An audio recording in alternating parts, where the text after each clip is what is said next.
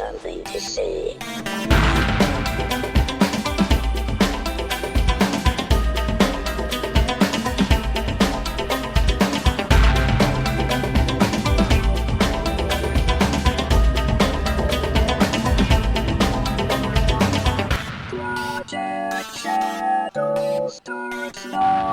Hello everybody, how y'all doing today? My name's Charlie, you might know me better as sci-fi fantasy writer C.E. Dorset, and that will actually mean a lot more to you if, you're listening to this episode, because it's Fiction Friday. Fiction Friday is the day that I like to kind of talk about what's going on in my writing, as well as, mainly the process, less than, the actual book stuff. So, yeah. Anxiety. Anxiety is an issue for me, and it's a strange one in that I'm not anxious to write. Like, I don't sit down and look at a blank screen and go, oh my goodness, I need to make sure all the words are perfect, and if the words aren't perfect, then I shouldn't be writing them and all that. That's not actually the problem that I have when it comes to writing. And I have a feeling that for some of you out there, that's not the problem that you have either. See, my real problem is that I live in the heartland of America, which it likes to call itself all the time. Heartland everything. In fact, my husband is now the Heartland food and wine expert for a local TV station, KFVS 12. I'm very proud of him for that. But yeah, Heartland. And it's kind of a conservative place to live. And I live here because of family and obligation and all that, the regular stuff. But, it's not comfortable being, the leftist, queer, gender fluid, trans person that I am. It's not exactly the most comfortable place to live. And I think that's true pretty much in the country in general. And so there's kind of a general background noise in my life of anxiety because I'm trying to keep up with what's going on to the best of my ability, and often that is a mistake. And I haven't quite found the middle ground there. And that's where a lot of my anxiety comes in. One of the problems that I have is when I go to write, I often feel that it's frivolous for me to be taking this time to create a fictitious story when there's so much crazy going on in the world. Sometimes I actively find myself thinking that, maybe I should be spending some more time doing either activism or spreading the word about ideas that I like. And then I realize, wait a minute, I have podcasts and I do that. And so I record these podcasts and I feel better because I get to talk to you all about it. But that doesn't help when the anxiety actually sets in. And I don't know what the right answer is here, because not knowing what's going on is basically trying to find bliss in ignorance, and isn't really a solution to the problem. It's a solution that I use, don't get me wrong. There are a lot of days that I just avoid social media and don't listen to the news, don't watch the news that day, because, maybe today that just wouldn't be the best thing for my own mental health, and I try to do that, and then I feel guilty because I don't know what's going on, and I feel like I should. And of course, guilt is almost as bad as anxiety when it comes to keeping you from following your creative gremlins off into the wild to get a story told. One thing that I have found that does help is meditation, and I really feel like for anybody out there who's partaking in any kind of a creative venture, you should try meditating. And I've thought about this for different reasons, and Questlove has a wonderful book out on creativity, wonderfully titled Creative Quest, and I recommend it if Questlove is someone you enjoy. It's not so much a book about how to be creative, though that really is a part of it, but it's a lot about how Questlove is creative and the techniques that he's learned over time. And I enjoy books like that, and if you're interested, definitely check it out. I think it's worth a read. I bought the audiobook and listened to it, which is awesome and I would actually recommend that because Questlove narrates the book, and when he talks about music, because he owns the copyright to a lot of the music that he's talking about, those songs are included in there, so you get to hear what he's talking about in real time. You don't have to like find the tracks and listen to them on your own, which is really helpful. But he spends a lot of time in the book talking about meditation and its value for creativity. And he's right. One of the things that we often get confused about is how much having that blank slate is important to the creative process. Now, I've done podcast episodes in the past talking about how to fill ourselves up, and I think there's a certain degree of that has to happen. Like, we have to keep putting input into the system, or output does become difficult.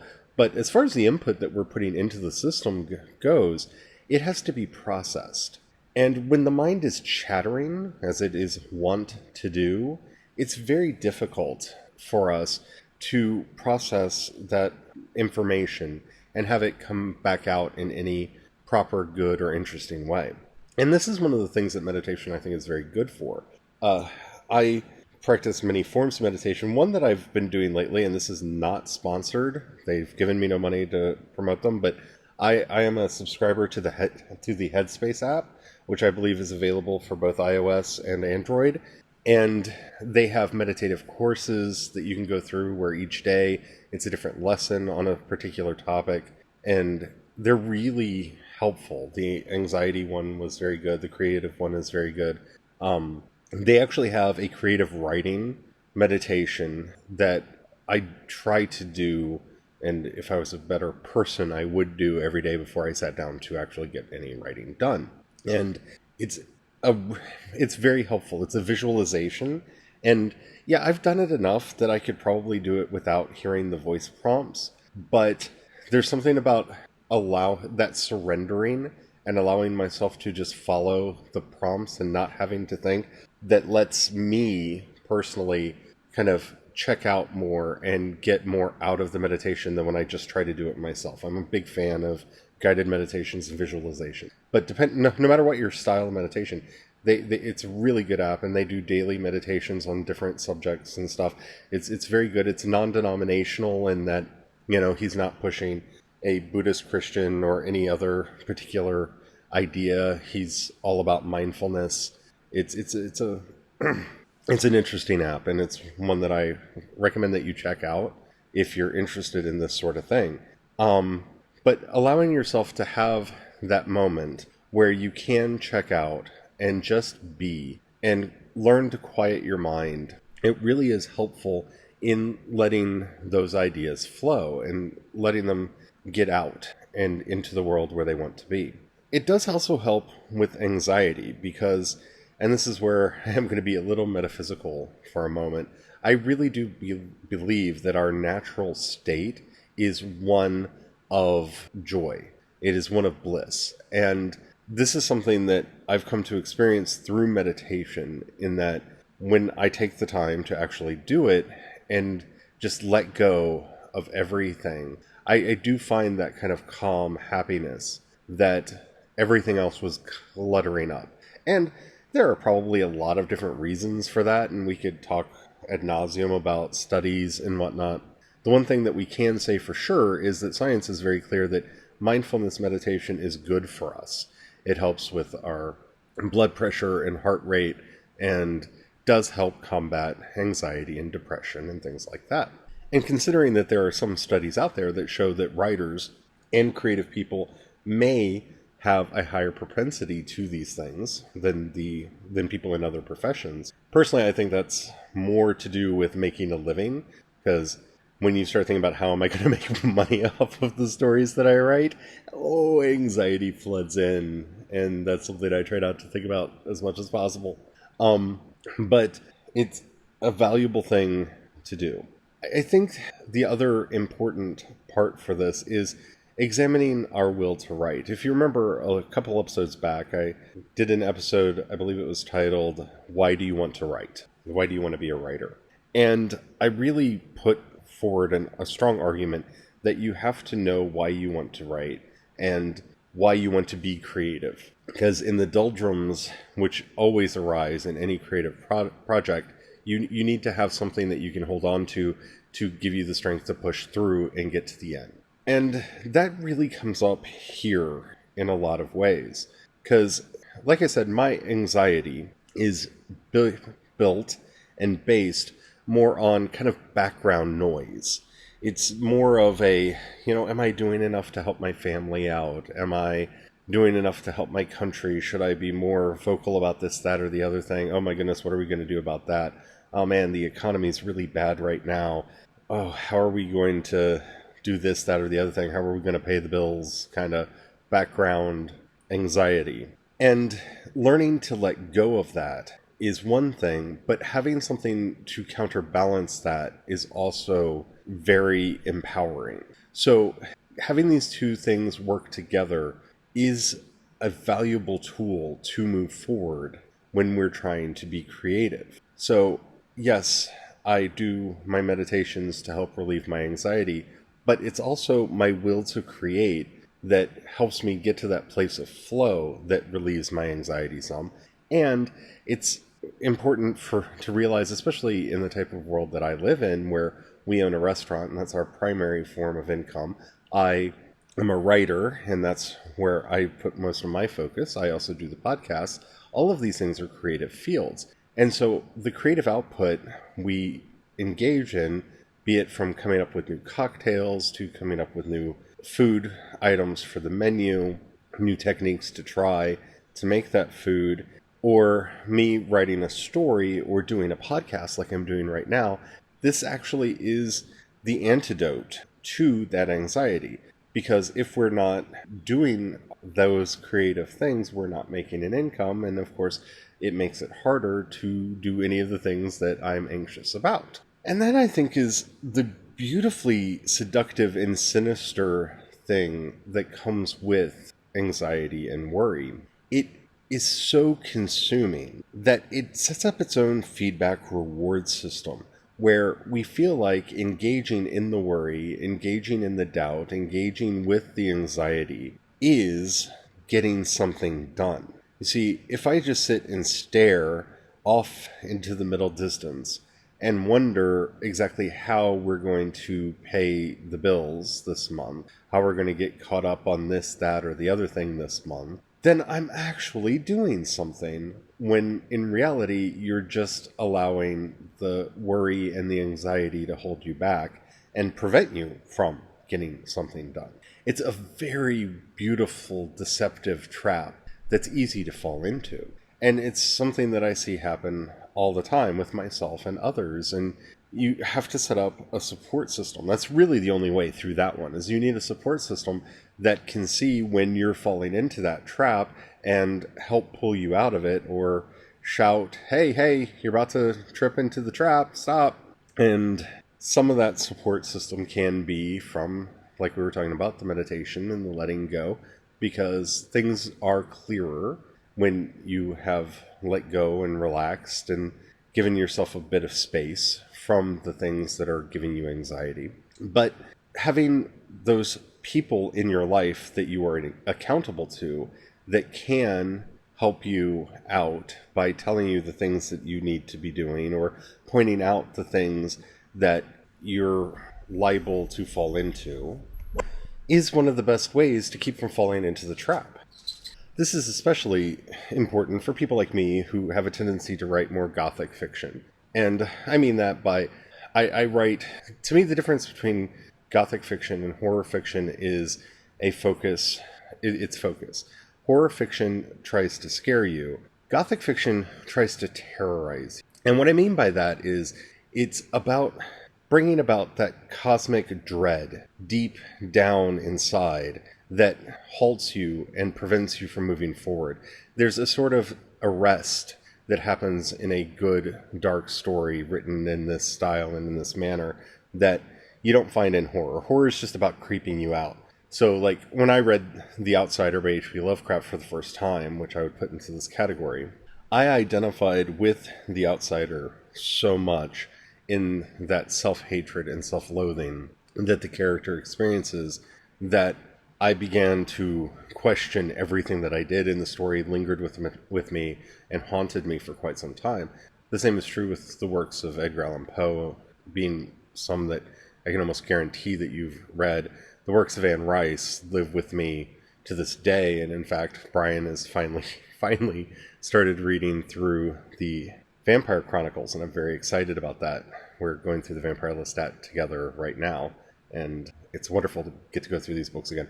We got the audio books, and Simon Vance, who reads them, does a very good job, and he actually speaks Lestat's voice with a wonderfully silky French accent. I enjoy it ever so much. But the point of a Gothic story is that it should linger with you and make you question something about yourself. And I think I write a lot of stories in that mode.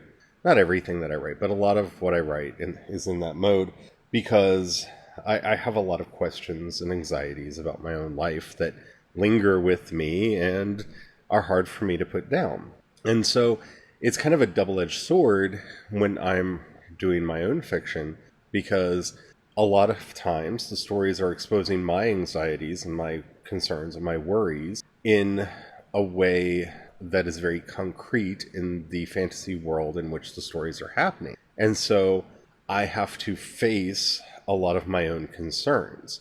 A good example of this is in Crucify My Love.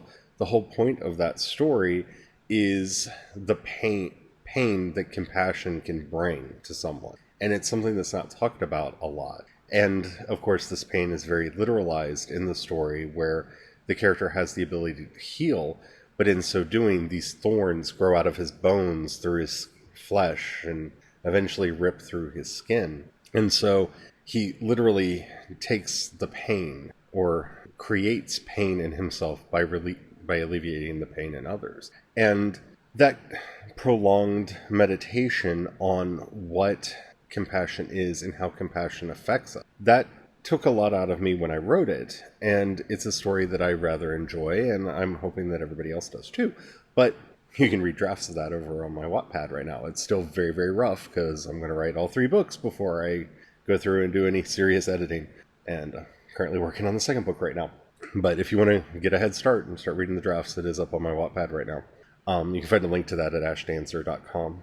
But yeah, that's one way that I use to alleviate my own anxieties when I'm writing, is if it's something that I think I can make an interesting story about. Because writing should not be therapy if you're planning on sharing it with other people. But writing can be therapeutic if you can find a way to create an interesting situation, creature, or phenomenon out of your anxiety. I mean, a really good example of that would be The Arrival, which is a wonderful movie that works on so many different levels about the anxiety of what life is, and the nature of life and the nature of time, and our inability to communicate with people because of the malleability of language, and how hard it is to translate from one language into another, and the effects of seeing the world from the perspective of another person through the vehicle of their language. There's so much in that movie. If you haven't seen it, it's so good. Definitely, please watch Arrival. But you can see all of those cultural anxieties playing out in this movie in a very entertaining and profound way. And that brings me to what good fiction often has as a part of it, and that's not necessarily a therapeutic value, but a cathartic value, where it takes some emotion and heightens it to the point where the audience can discover release, where it builds up, and then it's allowed to just kind of be free and let go, and you can move on. And some of the best fiction does this. This was an almost essential component in Greek tragedies, which is where you may have heard the term before. If you remember back to your high school days, you may still be in high school, where you studied Greek tragedies. But catharsis is a very powerful thing that a writer can do, and it's difficult to engineer, but the payoff and the reward is immense when you're able to do that. And I think that that's a valid way for us writers to deal with our emotions and with the various demons that prop up in our head when we are trying to get our writing done, and just in our lives in general. life has become very hectic and insane in a lot of different ways. And the practice of writing can really help us to deal with those thoughts in ways that are helpful and productive for us. So long as we're being honest about why we're telling the stories we're telling and why we want to tell the stories that we're telling. And that's kind of where I am. I'm working on Sanctify My Sins, which is book 2 in the Mask of the Gods series that I'm working on. And really spending a lot of time developing characters that can really dig into some of the questions that are underlying all of these issues that I'm having and all of these thoughts that are going through my head that could be paralyzing if I allowed them. And if you're a funny little person like me, just have Bill Pullman's speech as president from Independence Day set up and ready to go, because it's a good reminder of the things that we should, we will not surrender. We will not go into that night. We will stand up. We'll do the things that we need to do. That's important too. But yeah, the story's coming along. It's not as well along as I want it to be, especially since National Novel Writing Month is quickly approaching. November is coming faster and faster every day. And of course, as happens every year, more and more events are getting put on my schedule to try to distract me from getting my writing done. Some friends from Texas are coming up to visit, and that's going to take some time away from my writing, but I haven't seen them in a long time, so I'm kind of excited about that. My birthday party, yeah, that's coming up. 42 this year. But yeah, there's a lot that needs to get done before I'm ready to write November 1st. And a lot of it's built on characters and setting elements, and as with every story that I do, doing more world building than I originally thought I would need to do, because every time you think you're done with world building, especially since I'm kind of doing more found world building, there's some prescriptive world building that I did to kind of give a very big, eagle eye view of the setting. And for each of these stories, kind of zooming in and building out around where the story's taking place. And, the new characters, Kian is a character in particular that's been very difficult for me to flesh out because he's so young and has so many responsibilities and all of the things that he's going to be going through. And of course, one of the other new characters will not tell me her name, and I keep auditioning names for her, and I don't like any of them. None of them feel right, and that's always fun, trying to get a character's name to work. Naming characters is one of the most difficult things that I do in my writing, because the name has to feel right and it needs to feel like it's going to work. But that's kind of where I'm at with all this. Hopefully I will be further next time we talk about this. I have kind of decided that I think what I might try to do for Nano for November, as far as this podcast is concerned, is record a long Monday episode, maybe try to get some of those banked up so that they're there, so that you have regular style episodes for the month, and use the Anchor app to kind of do more multifarious thoughts throughout the day. It'll be more like an audio vlog. What is an audio vlog called? Is that an OG? About what's going on in my day and the thoughts that are going on, because I think that could be fun. And so that's kind of where I'm leaning for National Novel Writing Month. But I'm really curious to know what you all think about how that should work, because Nano is quickly approaching. And that also means that the podcasts in November will be coming out in the evening rather than in the morning. So if you're used to getting them in the morning, they'll start showing up the next day, because, I'll be recording them throughout the day as I'm writing and, stuff. But yeah, I'm pretty sure that's what I'm going to be doing. Anywho, thank you for listening. I hope you've enjoyed this show. I hope it was helpful for you in some way. If it was, and you think somebody else might benefit from hearing it, please give it a share. If the app that you're listening to me on allows you to rate, the episode or the series, please do that. That helps out a lot. It tells the algorithms that they should share what I'm doing with more people. And the more people that hear this, the bigger community we have and the more things we can do together. If you have a extra buck or so that you can throw my way, depending on the apps that you're in, you may see a button that says support on Anchor, or in the show notes, there will be a link that says support on Anchor. If you click that, you can support me at the $1, $5, or $10 levels, and that really does help out a lot, because I'm trying to make a living out of all this, and given the current economic climate, it would be nice to have a good steady income from something like this.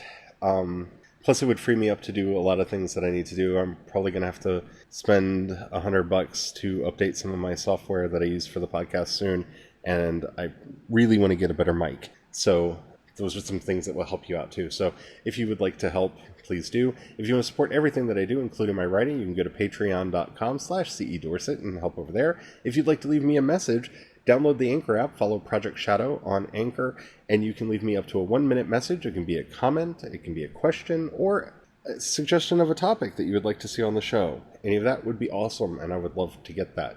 I've really enjoyed doing those in the past when you guys have contributed those, guys and gals, and everything in between. You know what I'm saying? Hopefully by now. Yeah, I think that's it. I think that's everything. Anywho, until next time, don't forget to have the fun. Bye.